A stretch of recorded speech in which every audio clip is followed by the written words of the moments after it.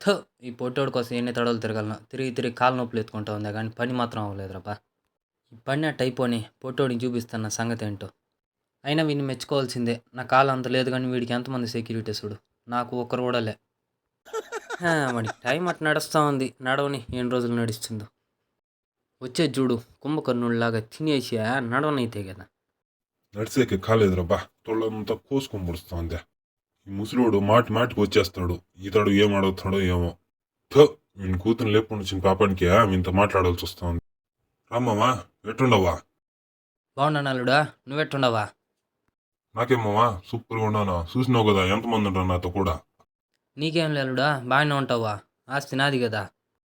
సరేగానే నా కూతురు ఎట్టుండదా? నీ కూతురికేమమ్మా సూపర్గా ఉండదే.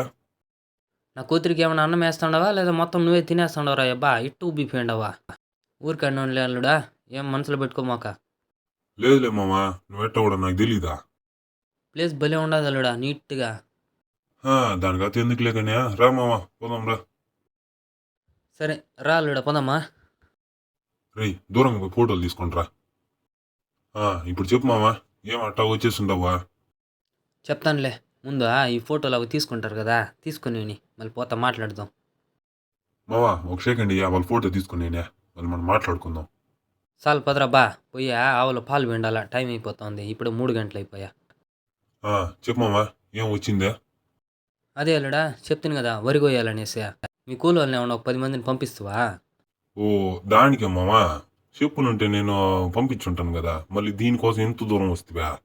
సరే ఫోటో అంటే తీసుకురాబ్బా. చాలు పండ్రా రీ, ప్రాణం పోయేట్టుగా ఉందా ఊపిరి బిగుబట్టి. సరే మామా, ఒక 10 మంది అయితే కరెక్ట్ సరిపోతారు కదా. లేదంటే ఇప్పుడు చెప్పు, ఇంకొక 5 మందిని వేసి పంపిస్తా. చాలేరా అబ్బా, నువ్వు చేసిన పనికి కూలోని కూడా పెట్టుకోలేకపోతున్నాను. అట్టా పని చేసి ఉండవు కదా.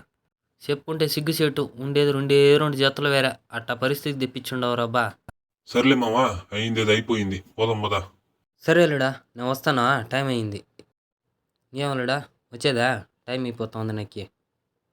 బాగా పని చేసే వాళ్ళని పంపించరా అల్లుడా. సరే మామా, పంపిస్తాను, నువ్వు భద్రంగా వెళ్ళు.